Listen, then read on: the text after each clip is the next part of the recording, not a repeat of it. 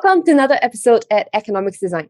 Today we have with us Unju, which is our research analyst. Super bright lady. And today we're going to talk a little bit about how to use Gini coefficient to analyze a little bit more of what the DeFi market is doing. And today we are figuring out how to use Gini coefficient to analyze transactional data on the Maker protocol using the MKR token. And there's three hypotheses that we want to figure out, we want to test. The first one is that, is there any significant change in transactions between various days? Second thing we want to test, is there a significant change intraday? So for example, is the Asia market a lot more active versus the US market? And the third thing is we just want to understand if there is any interesting patterns or outliers in the space. So today we have Unju and she'll go through with us what results we're finding. So before we start, Unju, what is Gini coefficient? Gini coefficient is a measure of income distribution across a population. So it is a scale between 0 and 1. And as we all know, a Gini coefficient of 1 equals absolute inequality. And a higher Gini coefficient means that the group with a higher income receive a much more than proportional part of all the income across the whole population. So this is the traditional concept. And in DeFi, we are doing things a bit differently. So instead of the income, we will be calculating the Gini coefficient based on transactions and transaction values. Right now we have a graph of this G equals 0.921. What does that mean? Is that good or bad? A Gini coefficient of 0.921 is actually a really high number. And this shows that the transactions that with the highest transaction values are actually taking up a very disproportionate amount of the whole of all the transaction values in this time period. When we look at Gini coefficient, it's a number between 0 and 1. And the closer it is to 1, the 0.921 is very close to 1. That shows very much inequality. The difference is that in traditional finance or in traditional economy, we look at Gini coefficient in terms of the distribution of income. Here we are looking at the value of transactions in a 24 hours period. And yes, you can say that the Gini coefficient of 0.921 is very high, but the truth is the Gini coefficient in general in the DeFi space, they're generally quite high because you have people who are trading a lot and then you have people who are trading little. So this Gini coefficient, this number alone, should not shock you. It shouldn't provide any weird insights. It just shows us what this current snapshot of 24 hours is, what the distribution is. To answer the three hypotheses that we have, we want to compare this Gini coefficient against other days and against other hours within a day. So Unju, can you walk us through the analysis that you have found? So first of all, let's look at the Gini coefficients on a daily basis. For our analysis here, we're actually using data from 8th of June to 16th of June. And this actually consisted of almost 10,000 rows of data, which means almost 10,000 transactions. So first of all, for the daily trend, we actually see that the trend is quite stable. It actually goes between from 0.8 to 0.979. We don't see a very huge decrease or increase between consecutive days. This actually shows that the Gini coefficient of Maker is quite stabilized already. So we should not expect a lot of changes in the distribution of the transaction values.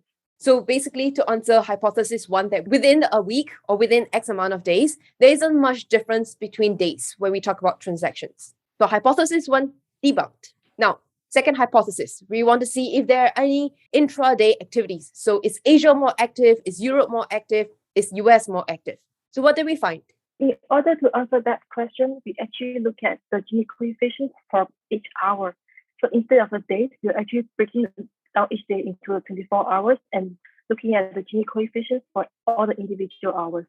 What we expect at first was that there could be some relationships between the time in the real world where different countries are being awake and whether this will actually affect the transactions.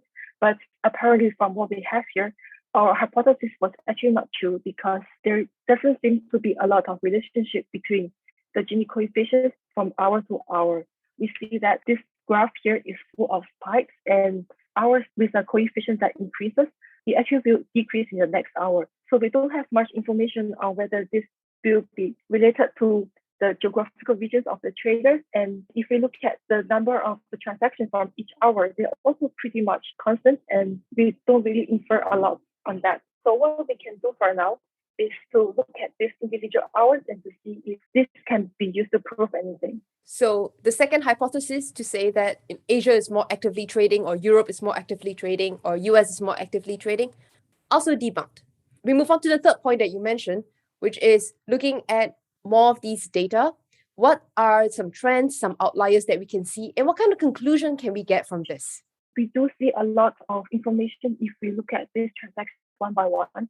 And if we pick up the days with the higher coefficients, we will actually realize that we really have some individual transactions that are very big in value. For example, if we go back to 10 June, 4 transactions that's worth more than 5,000 maker in each transaction, and with the largest transaction worth about 21,000 maker. And that is really a lot as compared to the other averages, which are really only for single digit values.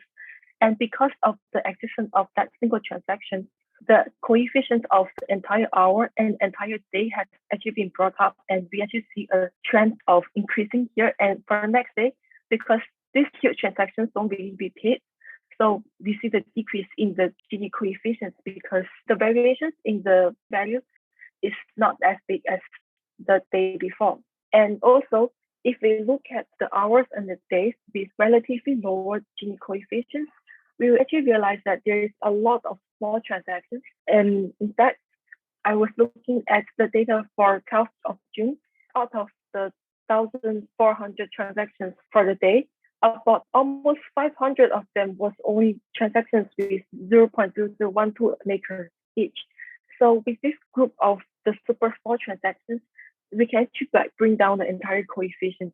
So what we can see from here is that the Gini coefficient, instead of being affected by geographical regions or the number of trading activities, is actually more determined by the existence of these single large transactions or a group of smaller transactions. So by looking at the numbers, we can actually get a hint of the types of the transactions that have been going on for the day. So this actually helps us to understand the existing activities going on with the maker trading.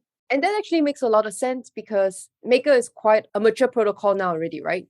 So yes, it's unlikely to expect crazy volatile changes. It might be in general quite high in general terms that we understand, but throughout the day, throughout the hour, it shouldn't change and fluctuate too much. And we see that in the numbers, we see that in the empirical data. There will be some insights that we found from Maker. You know, sometimes people say that Maker is a blue chip or some protocols are a little bit more mature, but what does that mean?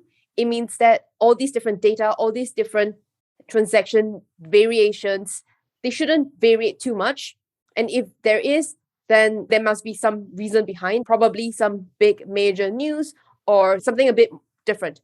But on a random day, on a random occasion, random hour, they shouldn't fluctuate too much because it's a lot more stable, it's a lot more mature.